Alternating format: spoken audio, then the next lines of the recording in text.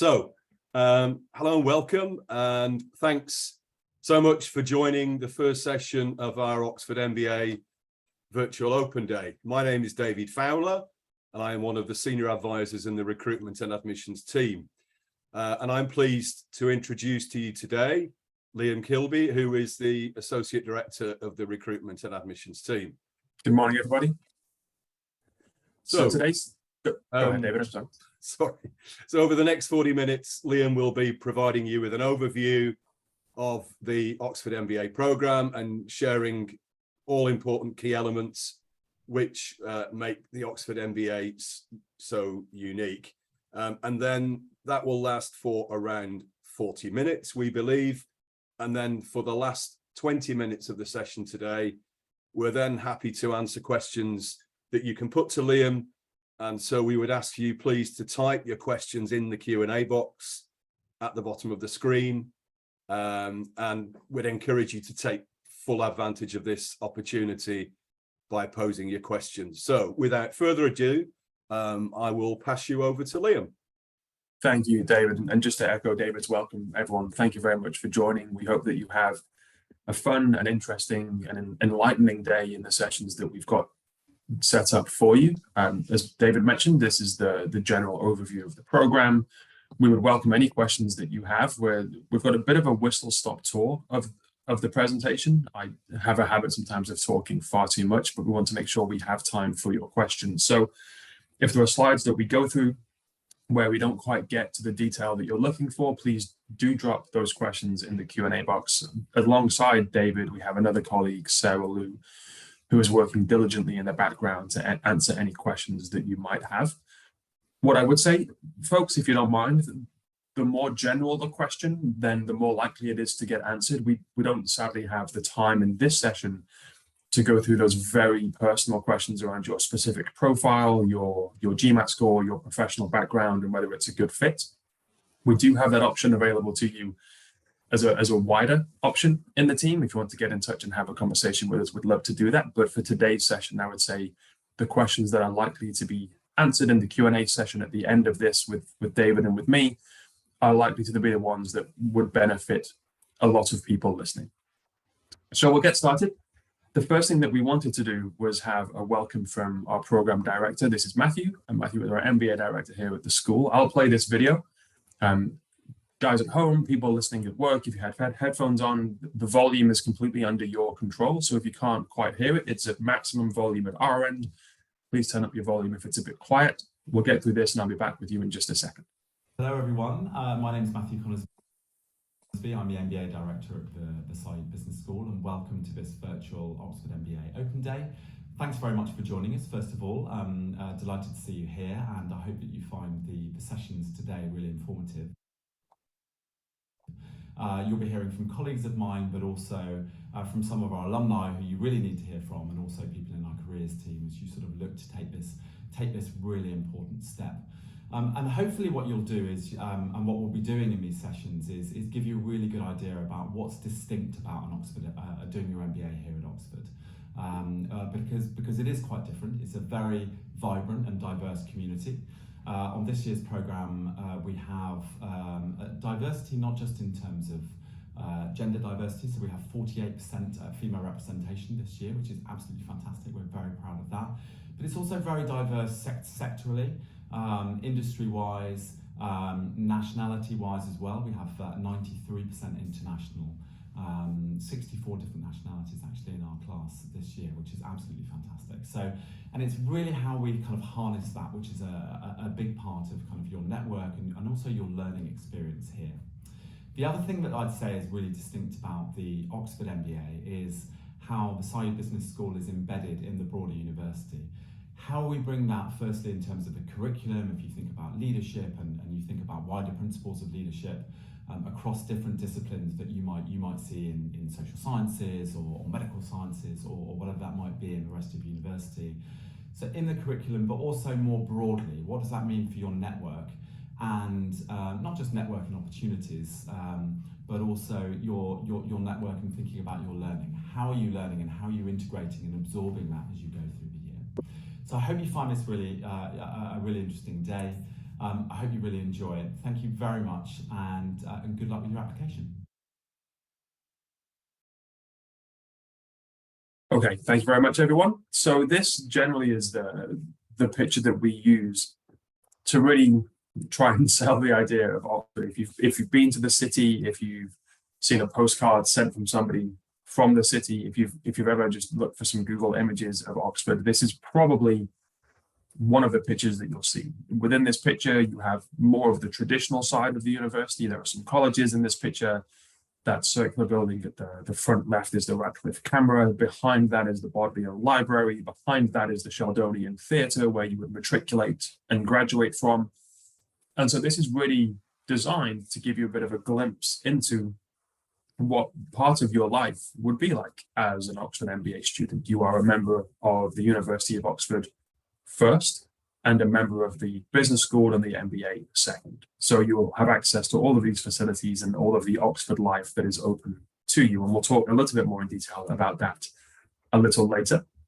In contrast to this architecture, we have the business school itself. This is Saïd Business School. For people that haven't been here or haven't seen us before, you'll straight away notice the difference in architecture, the difference in traditional versus modern. In this building, this is essentially your 9 to 5 working day. And so you'll have your lectures, you'll have your classes, you'll have your study groups, you'll have individual study spaces. There's a library above reception there. There are some eating areas and dining areas. There's some breakout areas.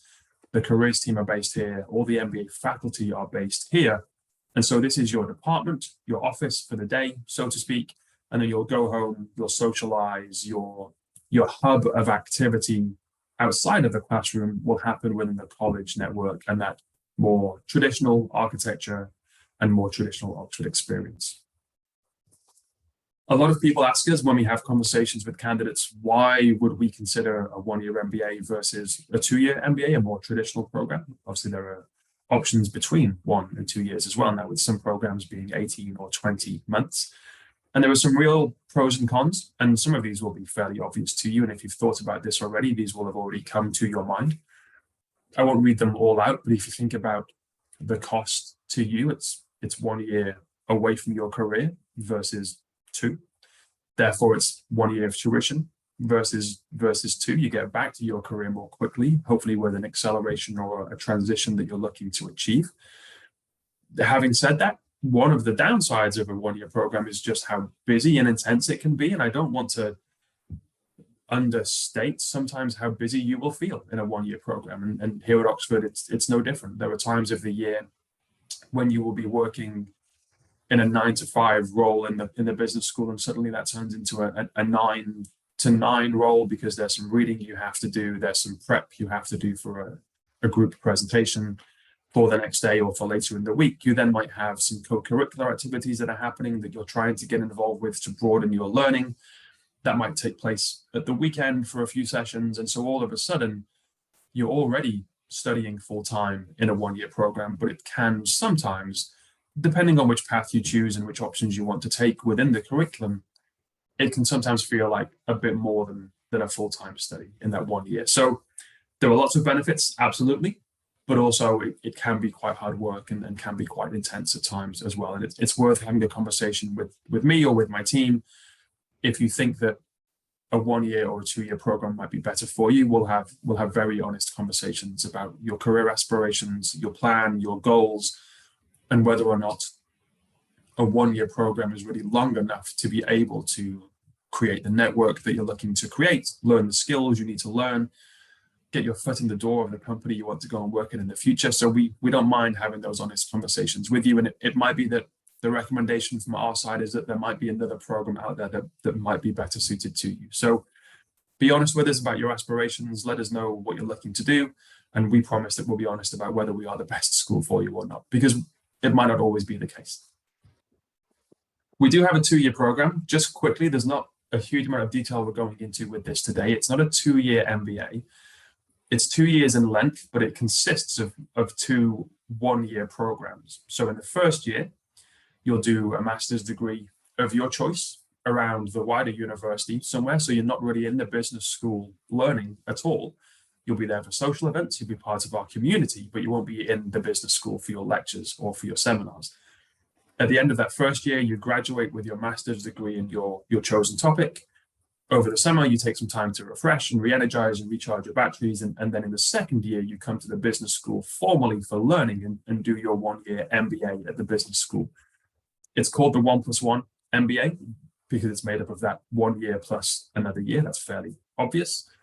And it's really designed for people that are looking to become leading experts in their field and want to partner the depth of knowledge you can get in that 1 year of study at the beginning in your chosen area with the breadth of the knowledge you can get from the MBA, and put those two things together and graduate from the 1+1 and really start to think about how you become the foremost expert in whatever field you want to work in. And on the screen, you can see some of the benefits of having that 1+1 experience. And on our website, if you have the time to check, you'll see a list of partner programs around the university that will show all of the options for the master's degrees that you can pick from in that first year.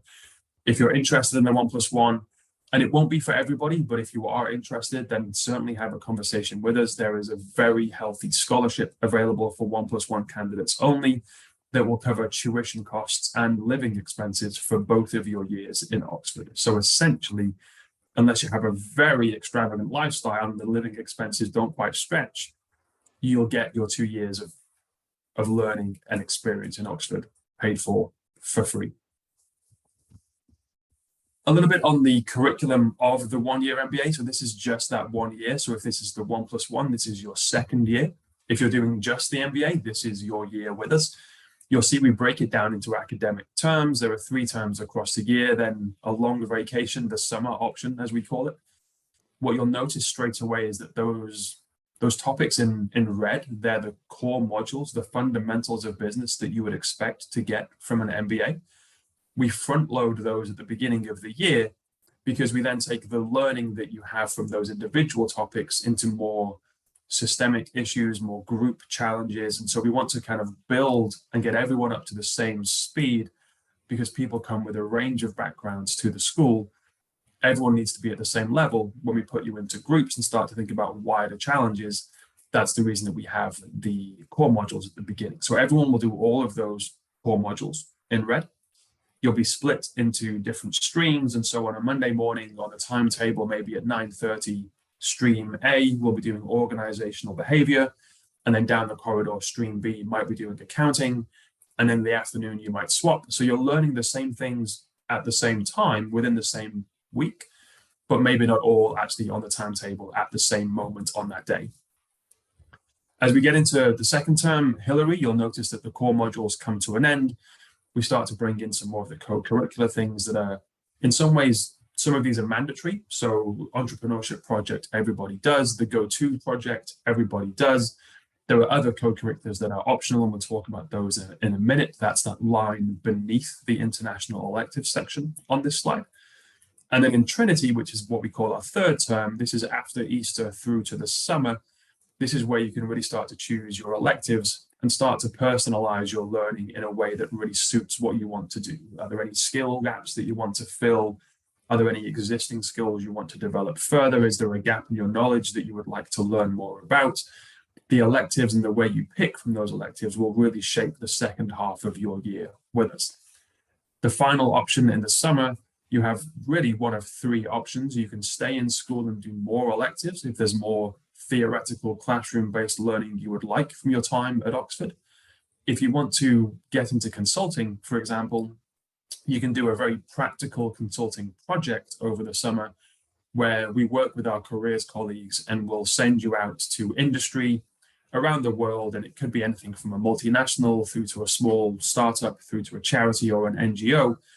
And they have partnered with us to provide you with a project to work on as a group of consultants. So you go as a team of consultants from the school. You're not working for a McKinsey or a BCG or a Bain. You're working in industry and you're acting as consultants to that industry. It gives you really good practical experience of being a consultant. So if you're looking to forge a career in consulting, but you don't have any practical experience to take with you to a job interview or to start working at one of those big 3 or the top 4, this can be a really good way of demonstrating what you can do as a consultant and then have something to talk about in those case studies, in those interviews. The third option in the summer is an internship.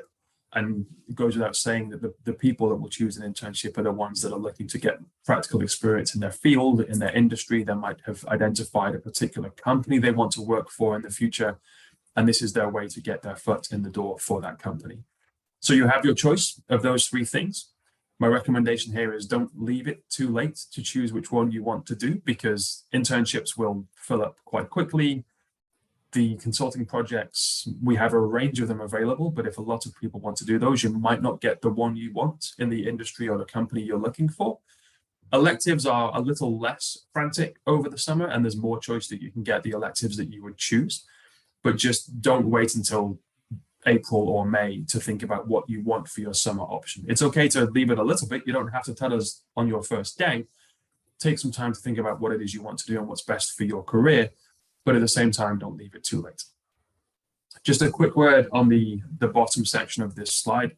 Those co-curricular activities that I mentioned there, these are designed to give you a mixture of theoretical learning and practical learning to accelerate and enhance your knowledge within a certain sector. So Finance Lab, obviously, if you're looking to work in finance, mostly M&A and private equity, then the Finance Lab would be something that probably would be attractive to you. Same for consulting development program. It gets you ready to be a consultant. We have the Impact Lab working in social impact, and the Creative Destruction Lab, which essentially takes a topic, we break it down to its constituent parts, and we rebuild it in a different way. And that's the newest one of these options is the CDL, the Creative Destruction Lab. We've had it for about 3 or 4 years now. And for the first couple of years, it was talking about artificial intelligence, but the topic will change every year. And then underpinning everything is the talent development program that is run by the Careers Development Center. And this will be a range of workshops that allow you to work on the other side of your skill set. So the softer skills that are essential and that we keep hearing from companies looking to hire graduates around how these are the skills that they want. And it could be things like public speaking, it could be things like negotiation skills, handling difficult personalities as a manager, handling difficult conversations as a manager. And so throughout the year, there'll be a range of workshops and events and learning opportunities to kind of dip your toe into as much or as little as you want. None of this is mandatory. And you might think, actually, I think I'm okay at public speaking, but I do need to work on my negotiation skills. So for this couple of weeks, when it is public speaking, I won't attend. But when it turns into the negotiation skills, I want to really get involved in those as well. So it's an extra layer of learning, so that when you graduate from the business school after your 12 months, you've got the theoretical learning, you've got the knowledge of business to an excellent level, but you also have the range of skills that allow you to be employable. And that's really what we're trying to do here at Oxford for the MBA. Just a quick slide on the range of electives that are available. This is not exhaustive. There are several more electives than this, but just wanted to give you a bit of a brief look at just the options that you have. What I would say about the electives is that it's an organic work in progress. They generally change a little bit every year. As electives become less popular or they become less relevant, maybe we take some of them out and replace them with other options. So the list you see here may not be exactly the list that you have if you were to join next September, but they are going to be fairly similar. They'll be making sure that they're current and up to date and contemporary and as relevant as possible. Not on this slide, but included in the options for electives, we've traditionally had a range of international electives, and in the past, we've had offerings in New York for digital marketing. We've had an offering in South Africa for doing business in Africa, and we've had an elective in London that has been around fintech. We don't call it an international elective because it's the same country that we're in, so that would be unfair, but it is outside of Oxford. It gets you away from the school and into industry and learning in fintech in the capital here in the UK. There's a good chance that some of those may change. I don't think the Africa elective will go away. That's one of our flagship electives that's very popular every year. Fintech is carrying on. New York has been carrying on recently. All I would say, in the same way that I would say with these electives based at the school, that the international electives are also open to change over the coming years. Get in touch with us As soon as we have more information on what electives in Oxford are on offer and what international electives are being planned, we can certainly tell you. But at the moment, traditionally, that's what we've been able to offer over the last few years. Talking about the class, this is the brand new class that are about 3 weeks into term. They joined at the end of September for 2 weeks of launch, and then this week is their first official week of lectures. So the class size generally doesn't change that much over the years. It's give or take about 320 people. We did have 350 in the year that just graduated, but that was more of a hangover from COVID and the pandemic and having a lot of people the year before looking to defer. So they all came last year instead. It wasn't a particular specific goal of ours to increase to 350. We've come back to 320 or 313, I should say, this year. Our plan is to be about 320 to 330 again next year unless something changes. And so we're not looking to expand or grow the cohort really in any way at all. As Matthew mentioned in his video at the beginning, it's always very internationally diverse here at Oxford. And while it's very important to have that level of diversity, I think it's probably honest and fair to say that we aren't the only school that has this. Most MBAs in Europe will have this level of diversity available to you, at least regionally, and national diversity. So we're very proud to have so many nationalities and such an internationally diverse class, but it's not unique to us, in all honesty. Cambridge, LBS, INSEAD certainly will have all of these types of statistics too. We are particularly proud of our female percentage. This, I believe, will be the highest in Europe, probably on par with most schools in the US. I think there are maybe 2 or 3 schools that have achieved gender parity in the last year or so. But here in Europe, this is the closest I think you'll find it, at least within cohorts of a similar size. From my understanding, I think maybe it was Copenhagen Business School that has about 50 students each year, and they managed to get 50% female, which is an amazing achievement and really kudos to them. But with 50 people, you only need 25 women. With 320 people, obviously you need 160. And so it's slightly more difficult to get it with a larger class. However, we've done extremely well, I think, this year. I don't really allow us to be big-headed about too many things because Oxford is very good at being big-headed about itself, about a lot of things, but I will allow us to be a little bit proud of the fact we're very close to gender parity. So we're almost there. We're striving for 50-50. Hopefully we'll get it maybe this coming year, but we're on the right track. We went up from 44 last year to 48 this year, and so we're going in the right direction. The other 2 numbers don't really ever change. Average years of work experience will always generally be about 5. The range of experience is quite wide. We've got people coming in with a couple of years of experience all the way through to people that have maybe 15 years of work experience, but the average is really in the middle there at about 5 in general. And then in terms of diversity from another lens, we have sector diversity. And again, Matthew alluded to this in his video at the beginning, just a number of sectors that we have represented, and we have a slide in a moment that shows you what those sectors are. So just quickly, an overview of regions. Where do people come from? This is based on nationality, not residence. And you can see here that it's very well represented across the globe. I'll leave that on there just for a few seconds. And then for professional diversity, this is where people are coming from in terms of where they've worked, where their professional experience lies before joining the MBA.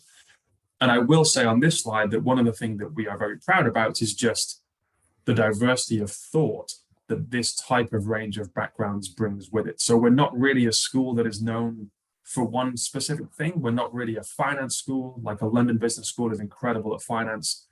We're not really a consulting school, like INSEAD is incredible at consulting. We are a bit more of a generalist, attract all walks of professional life MBA, and that brings with it a benefit to the students that when you're sat around a table in a study group and you're being asked to solve a problem by faculty, that when you go around that table one by one and ask people, well, what are your thoughts and what are your thoughts? How would you approach this? Because of the range of backgrounds that we have, it brings a different set of approaches to problem solving and a different set of unique perspectives that I think maybe you might not be able to find in other schools that are very well known for one particular thing, such as finance. And so everybody has a finance mindset, and the same for consulting. So this, I think, is a real benefit. And if you speak to alumni that have graduated from the program, I would imagine, and I would would bet some money actually on the fact that one of their top 3 takeaways from their time at Oxford is just the people they are surrounded by and how much of an amazing experience that it made for them to be a part of that. Got a couple of slides on the Career Development Center. We split the center into 4 main teams within the wider team because they're looking after different sectors. So within these teams, you'll have industry experts, you'll have a mixture of people that have worked in those industries and academics to help you forge the best career you can post MBA once you've left us. What I would say here is that the offer of support from them is one that will meet you halfway. They'll tell you that you own your own career, you own your own journey, and I agree with them. They're there to support, they're there to direct, they're there to introduce you to the right people, they're there to open the doors, they're there to create the networks for you, but you have to walk through those doors yourself. You have to use those networks yourself. And so it's very much a two-way street. And my biggest piece of advice with the careers team is get hold of them very early in the first week or two, and the second week of launch is quite careers heavy. You'll meet the team that you'll be working with quite closely for the rest of the year. Have conversations with them early on in your year to really get them on board with what you're trying to do. And that doesn't mean that you can't change your mind, or that if by week 2 you don't know what you want to do because you're using the MBA to find out and spark your interest. That's all perfectly okay, and a lot of people do that. My advice is, as soon as you've settled on what it is that you want to do, engage with your careers team as quickly as you can, because in a 1-year program, one of the downsides of the 1 year is that you don't have naturally as much time as you do in a 2-year program to really create those networks and forge that career for yourself. So don't lose any time when time is already fairly short by not engaging with your careers team, or waiting until February or March and saying, oh, I want to go and talk to the guy from consulting now, or the lady from finance now, because I've finally figured out what I want to do. I've been dragging my heels and haven't really spoken to them about it yet. That's a very easy mistake to make, because the year is quick, it's intense. You'll have your interest piqued by lots of other things over the course of that time. But if we're looking at what the MBA is for, and it's about acceleration and transition and development in your career mostly, then it would be easy but unfortunate to not have that career support on board as early as you possibly can. Just a little bit around what happens post-MBA. Where do people go? What sectors do they move into? This is the most recent data we have from the careers report. The careers report is normally done about 7 to 8 months after the class have graduated, to give them a chance to find a role and report back on what they're doing. And so this data is for the class that graduated in September of last year, 2021, and this was published in about May or June of this year. So this is on our website. You can find this in much more detail if you want to go into the data and think about average salaries that have been earned, a little bit more interest in terms of which companies within these sectors are hiring. But as a quick snapshot, you can see geographically where people go to, and you can see in terms of sector where people are finding their jobs post-MBA. Now, a big part of what we've talked about so far, and a big part of what your experience will be at Oxford, is that college experience that we've mentioned at the beginning of the slides. And again, just to reiterate kind of really what the college system is, and this is the same part of Oxford as we had in that initial picture, just from a different angle. That's the circular building, the Radcliffe camera. To the right-hand side with kind of the faded copper light green roof, that's the Bodleian Library. Just up from the Bodleian Library with the dome on top of the semicircular building, that's the Sheldonian Theatre where you would graduate. This is a quintessential Oxford. This is the college system. This is where you'll be. You'll go home from your 9 to 5 day, you'll eat, you'll sleep, you'll socialize, you'll join a sports team, you'll join a debate club, whatever hobby or interest you have. I can guarantee there'll be a network for it in the University of Oxford, in the wider university. So you can see on the left-hand side there just some of the things and some of the events you can get involved in. A lot of people will ask us questions around how do we pick a college, because as an MBA student, you do get a pick of which college you would like. And we often say that the best way to look at it is just think about what you want your experience to be. Some colleges are undergraduate only, so you can't pick them anyway because you'll be a graduate student. Some are graduate only, and you'll be surrounded by other grad students from other walks of university life, and some are a mix of both undergrad and graduates. So do you want that kind of vibrant, younger undergraduate crowd in your university, college? Or are you kind of the 15 years of experience type of person, slightly older, slightly more kind of developed in your lifestyle? Maybe you have a family with you, and therefore a graduate-only college is what you're looking for. So there's some options open to you straight away. One other thing that's a good thing to think about is really how many MBA students do you want in your college alongside you? Because each of the colleges will take a different number of students from the program. At one end of the scale, we have a college called Green Templeton College, or GTC for short, and GTC will take about 70 MBA students of the 320 each year. The other end of that spectrum, maybe a Christchurch or a Magdalen, will take 2 or 3 MBA students. So one question you might ask yourself is, do I want to be surrounded by the people that I see in my 9-to-5 working day every day? Or do I want to take advantage of the fact that in my college, outside of my MBA students that are there, I have hundreds of other students learning other things across the university, and I want to meet them and have conversations with them and really have a transformational experience with that second network of university students that you'll find in the college system. And that's a very personal choice. Some people might like the idea of getting to know their MBA colleagues very well outside of the business school. And some people might think, I see enough of them at work. I want to go and meet new people that are studying things and not talk about business in my spare time. And again, it's entirely up to you. So they're probably the first 2 things to think about. And then it's things like, what is the architecture like? How old is my college? Is it quintessential Oxford, or has it been built in like the 1960s and therefore it's a bit more modern, a bit more brutalist for people that are into their architecture? It might be that there's a famous member of the alumni community that has graduated from a particular college. Maybe you've read Lord of the Rings and you think, I want to go to the college where Tolkien was, or you've read the Chronicles of Narnia and I want to go to the college where C.S. Lewis was. It doesn't have to be literature. It could be the world of politics. It could be the world of sport. Any kind of genre or discipline you're looking for, famous alumni will have come from one of the colleges. And so you think, I want to walk down the same corridors that he or she did because I feel inspired by that person. Like all of your choices and all of your reasons for your choice, they're probably all very personal to you, but they're all equally valid. And that's really how to think about which college do I want from my experience.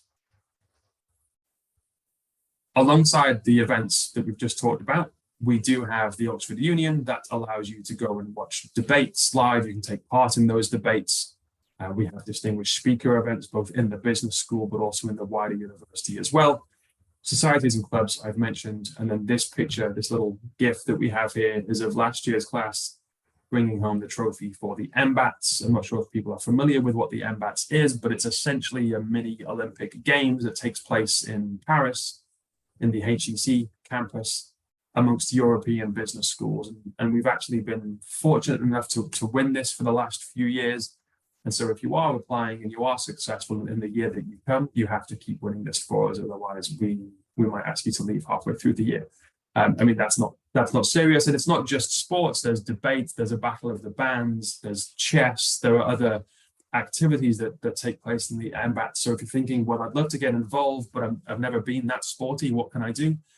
There's definitely more things that you can bring to the MBAT's team to help bring that trophy home. I'm not going to spend too much time on this. I'm just conscious of how much time we have left. There's a few more slides to get through. This is really just application requirements. You can find these on our website. I would recommend, if you have questions about this, that there is an FAQ document on the website too.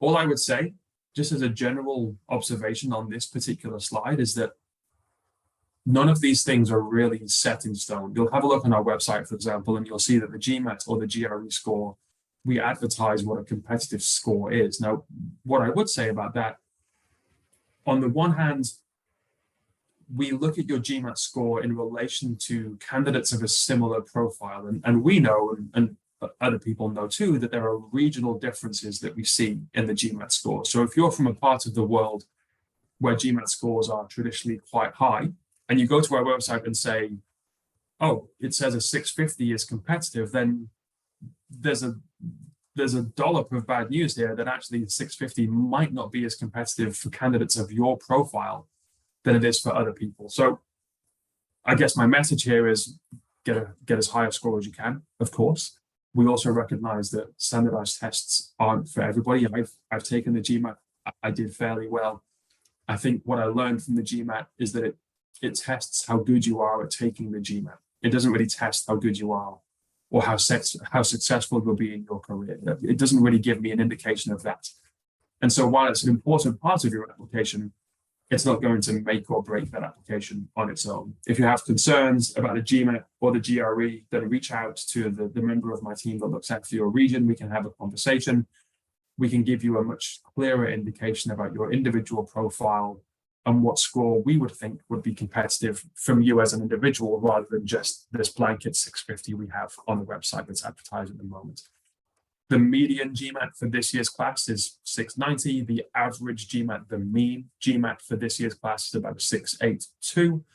We are looking to, as always, trying to increase the academic strength of our MBA. That means more, hopefully, first-class degrees, better GPAs if we can get them.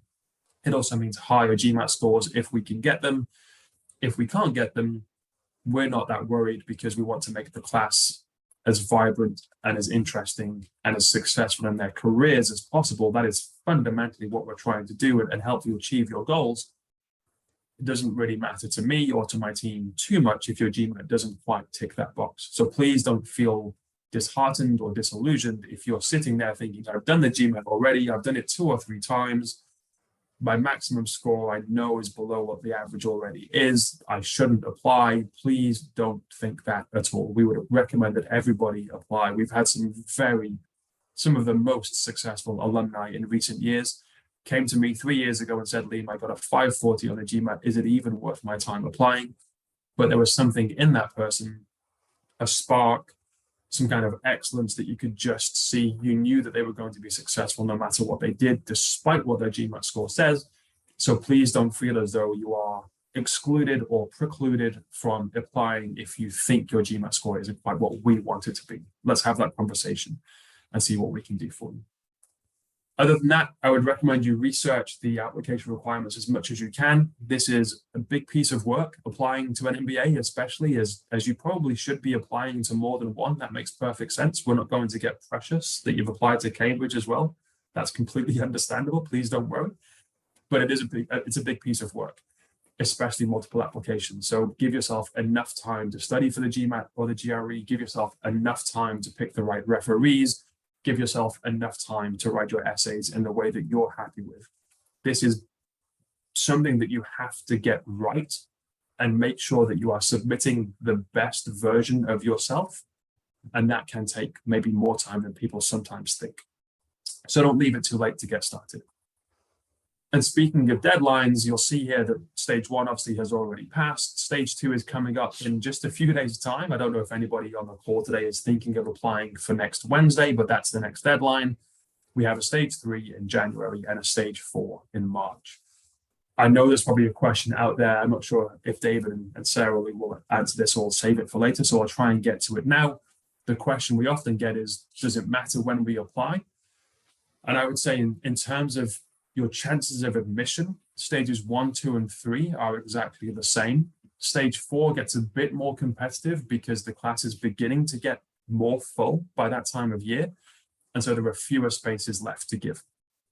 In terms of scholarships, in terms of getting the college place that you want, in some instances, earlier is better.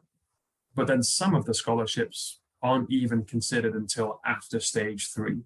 So as long as you apply in or before stage 3, you'll be in those conversations for the scholarships. And we generally don't give out many scholarships as we go. A lot of the full funding and the larger awards are given out once we've had a chance past stage 3 to really review everyone from the first 3 stages. So I know in other parts of the world, North America, for example, I read a report recently that said most of those North American slots in MBAs are filled at least 50% just from stage 1 alone, and applying early is everything in North America. Here at Oxford, and I think here in Europe in general, it's less important that you apply at those very early first 1 or 2 stages. And again, I would go back to my previous comment. It's a big piece of work. You want to make sure you put enough time into this to give yourself the best chance of success. Don't rush your application just because you've heard on the grapevine or on some online forums that applying early is a must. That's not the case here. I wanted to just leave you with a couple of slides. This one from our new dean. Sumitra started in January, February of this year, officially joined the school and moved to Oxford in the summer. This is a quote from him. We have a video to play in just a moment that we've put together featuring some alumni from recent years, and then we'll have some questions. So just as a reminder, if you haven't had your chance to put your question into the Q&A box, now is the time to do it. I'll get this video started, and then as soon as we're back, David will join me and we'll have a Q&A session for the rest of the hour.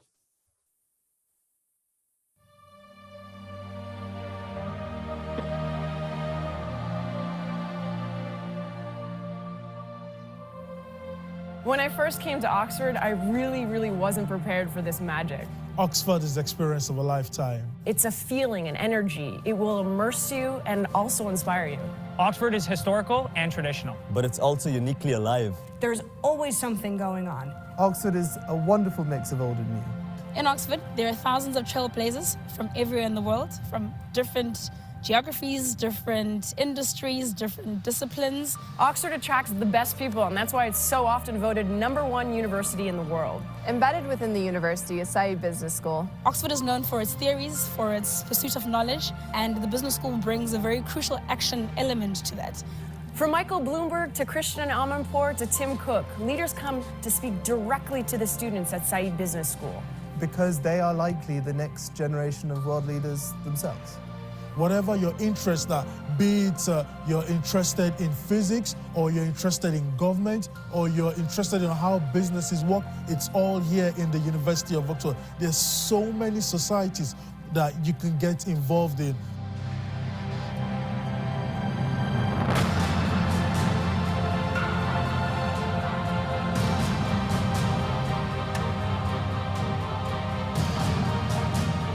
I think when I look back on this time, I think I will only have the fondest of memories.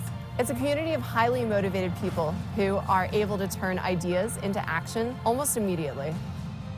Your classmates will be diverse. They come from over 60 different nationalities. I've got friends who are setting up startups. Doctors, lawyers, politicians, bankers, CEOs, Olympic athletes. Oxford and Saïd Business School are special because people come here to lead with purpose. Every single person wants to solve a problem in their own unique way. Have big ideas. There are people here that'll help make them a reality. I feel like I'm at the center of the world, from different aspects of life, from business to politics to arts to culture. Oxford offers that. My best advice for anyone that wants to come to Oxford to do an MBA is really take advantage of every opportunity in this town and what this school has to offer. You're in a place where discoveries are made, where some of the greatest people have come to shape history, and where records have been broken.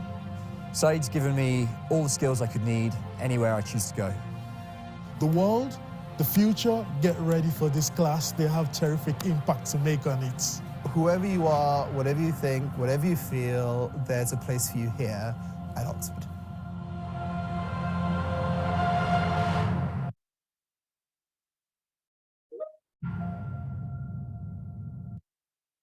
Okay, great. Thank you everyone for taking part in this so far. Thank you for that. I can see the Q&A box is fairly full. David, if you want to come back and join me, and then we can go through some questions that we haven't got through to the session to this point, please. Yeah, thanks, Liam. Thanks for that really thorough overview. In the time available, which is about 15 minutes, we'll do our best to answer as many questions that you have put to us. I'll just... I think a good one to start with is a question about interviews, Liam. So will interviews be virtual, or is there a possibility for an on-campus interview if possible? Yeah, good question. Obviously, because of the pandemic, we switched to fully virtual interviews a few years ago. We used to have interview days here in Oxford where you could come, look around campus and have your interview in person. We haven't brought those back yet. COVID is still kind of lingering in certain parts of the world more than others. And so we thought it would be a little bit unfair to open that up, but only some parts of the world be able to travel to us. So at the moment, the majority of interviews are being done virtually still. There is a chance as the year goes on that we might come to you. You know, we're looking to travel. We always try and meet candidates face to face in markets if we can. And so over the next 6 to 8 months, we have got plans to be in some major hubs around the world to do interviews in person. David, yourself and a colleague of ours, you were in Nigeria last week. You were doing interviews face-to-face in Nigeria. So we don't have them on campus in person yet, but there's a good chance we'll be somewhere close to you in the near future. So you can come and meet us maybe halfway, or if we're in your city, just come down the road and have your interview face-to-face there. Thanks, Liam. Another question.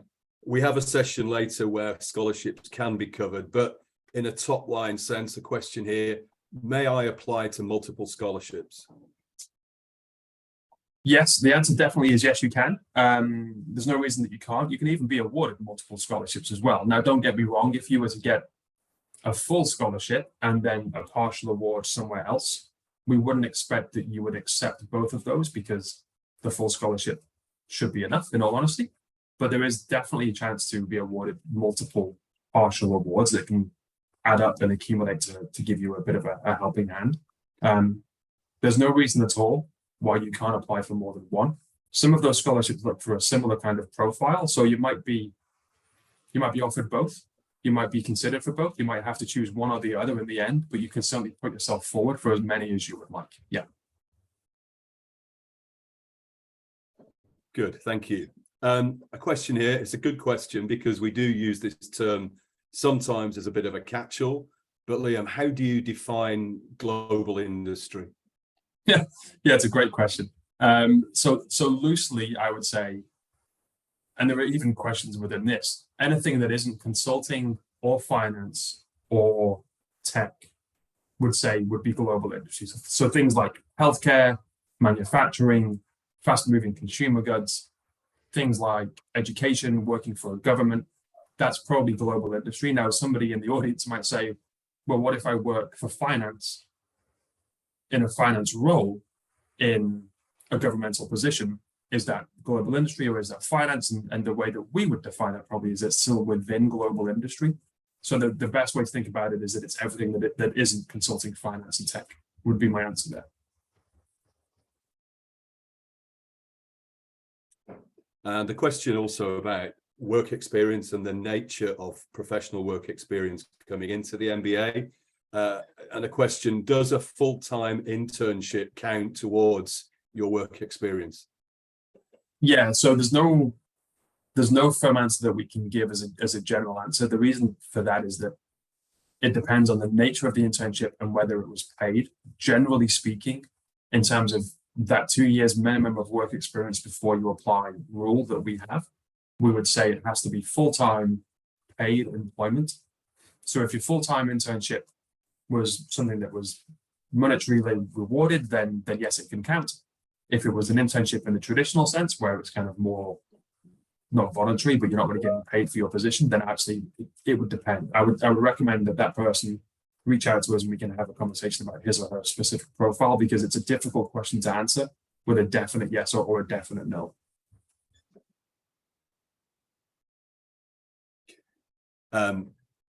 Yeah, this is a question from Harry. What is more important in the application when it comes to academics, the GMAT score, the GPA, or the prestige of the university you did your undergraduate degree at? Harry, great question. Let me give you my answer, which is my own personal thought, which I think is probably the same as the schools. I mean, it's my department, so I guess it has to be the same as the schools. I think a GPA is more important than a GMAT. One, because a GPA is a culmination of 3 years, sometimes 4 years of hard work and dedication. The GMAT exam is 3.5, 4 hours of one-off, sat in a room, maybe sat at home online these days. And it's just a snapshot of what you're capable of. So for me, GPA shows a more tried and tested way of showing your academic excellence over that duration of the length of the program that you've done. And then alongside that, the institution you've been to will factor as well. So when you apply, you'll tell us what you've done, what you've studied, and where you've studied that. You'll provide some transcripts. And we will look at your GPA first and foremost, but then we'll look at where you've done it. And so, for example, off the top of my head, would I say that a 2-1 from somewhere like a Harvard is just as good as a first class degree from some other university that's maybe a bit more municipal or a bit more of a community college, yeah, I probably think it would be. And so it's a really kind of like astute question, Harry. I think GPA and institution together is much more important than the GMAT or the GRE. That would be my own personal thought, and I don't think the school would disagree with me there.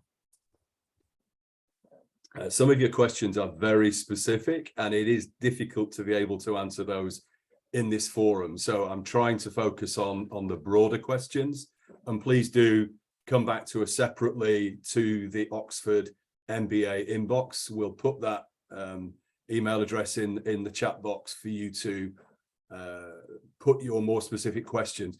Just a question here. I think I know the answer to this. I think you do as well. Let's just reiterate this point. Is any one test, GMAT or GRE, preferred over another by the admissions committee? No, I don't think it really is. I think they're quite different, though. I think if you were to think about, as a candidate, which one do I take? Don't worry about which one we want you to take, and worry much more about which one suits your strengths most effectively. I've done the GMAT, I haven't done the GRE. Anecdotally, people will tell me that the quant section of the GRE is a little bit easier than the GMAT. I don't know if that's true. I haven't done both of those tests. So there's no preference from our end at all. Traditionally, we've seen more people take the GMAT. I think that's common across all business schools, but GRE is gaining in popularity. And I don't mind sharing these numbers with you. 2 or 3 years ago, we had about 20% of all applications from GRE candidates. And in last year, that's gone up to almost 30% now. So we're not quite at the 50-50 level of GMAT versus GRE yet, but that's the direction of travel. And I think in the next few years, GRE will just be as common as GMAT. So we certainly have no preference whatsoever. Take whichever one you think will give you the best score. Good question here. How important, Liam, is the letter of recommendations in the application process? Yeah, it can be really important. And it can also be a missed opportunity in lots of ways as well. People will sometimes make a mistake, at least I think it's a mistake, of trying to find the most senior person they can in their institution and think, oh, a letter from the CEO with his or her thoughts about how good I am will hold more weight or carry more influence than a letter from my direct supervisor. And if the CEO doesn't know you that well and can't really attest to your strengths because he or she doesn't see you work on a day-to-day level, then that's a bit of a missed opportunity. So if the admissions committee is looking through your application and we think there are some real strengths in here, there's also a couple of challenges that this candidate will face in the MBA, we often use other people's opinions of you, the references that we get sent. We'll use those maybe as the deciding factor. And so there's a real strategy around who you should pick for your referee and how you should have a conversation with them ahead of time before they write their letter about the aspects of your profile and your strengths that you're trying to portray in your application, and get them to write in a way that lends itself to those application strengths that you're trying to convey about yourself. So it is very important. Take some time to pick the right people, have conversations with them ahead of time about what you're trying to get them to say. It should be their letter, of course, but there's no reason at all that you can't sit down over a coffee and chat to them and have them influence a little bit about what you want them to talk about in their referee. Yeah. Thanks for that. Time is ticking away. So I think a good way to close would be, Liam, to ask you, what general advice would you give to candidates who are about to start preparing their application? Good question. I'll keep this as short as I possibly can because I do have a tendency to ramble a little bit. I think the biggest piece of advice I can give to anyone is try and find out what your experience will be like. The MBA is expensive anywhere you go. It's a big commitment in terms of time and taking time away from your career. Some people take time away from their family and come here on their own, for example. So you have to spend your year or your 2 years, if you choose to go somewhere else, in an environment that is conducive to getting the best out of you. And so how do you do that? The easiest way to do that is speak to existing students who are living and breathing the experience as we speak. Like, guys, it's my job, and it's David's job, and it's everyone who you talk to today's job to sell the idea that you come to Oxford. That's what we're paid to do. we're honest people. We'll tell you the truth, but at the same time, you can't get away from the fact that we are salespeople, that we are trying to get you to come, to get you to pay your money and send your tuition our way rather than anyone else. Now, we will be honest with you and we'll tell you that sometimes we're not the best school for you. But I've not done the MBA at Oxford. David hasn't done the MBA at Oxford. None of my team have done the MBA at Oxford. And so because of that, we aren't as authentic as a voice that you can get from the student body. So whichever school is on your list that you're considering, that you're thinking about making an application to, and we can help you do this, connect with existing students and find out from them exactly what it's like. What are the pros? What are the cons? What has surprised them in a good way? What has surprised them in a not so good way? What is it really like to be living and breathing this experience? Because the content of an MBA, the curriculum, it's going to be very similar no matter where you go. But the experience you have on the MBA will be very different based on where you pick. So it's not just 1 year versus 2. It's not just Europe versus North America versus Asia versus another continent. It's much more about who you want to be surrounded by and what kind of leader you want to become. And there's no amount of me telling you what it's like here at Oxford that will be as authentic and as believable as a 10-minute coffee with one of the existing students. So research the school as much as you can from the websites, from the information you can find, download as many brochures as you can. If you can get here in person and meet those students face to face, even better, because there's something to be said about the feel of being in a place, about how it just feels to walk around the campus and think, does this feel like somewhere I can live for a year of my life and be happy doing so? So my biggest piece of advice is go beyond the research that you can do online, go beyond the research you can do by reading forums, and actually just connect and speak to an existing student and just find out what it's like to be here. Great. So that draws our conversation with Liam to a close today. I'd like to thank you all for your active participation today. We hope you found this helpful. I'd also like to thank Liam for sharing his insights and his advice during the session. Sorry if we were not able to answer your specific questions, but if you wish, then please send your question by email to our Oxford email address, which we will drop, the Oxford MBA email address, which we'll drop into the chat box, and we will aim to respond as soon as possible. So we hope you're able to join us also for the remaining sessions of our Oxford MBA Virtual Open Day today. In an hour's time, we'll be running a careers workshop led by my colleague Dan Kiernan from the careers team, which will be focusing on providing some key tips on how to draft a strong and compelling one-page CV. And then at 2 p.m. UK time, we'll be hearing from some of our fantastic Oxford MBA alumni who'll be sharing their key experiences and insights of their time on the programme. And then finally, at 3:30 UK time, there will be a closing Q&A session, which will feature a panel of my Said colleagues comprising programmes, scholarship and admissions teams. So please do also join us for this session too. So thank you again for your participation today. And if you're able to, we look forward to you joining us again later today. Thank you. Thanks, everyone. Bye for now.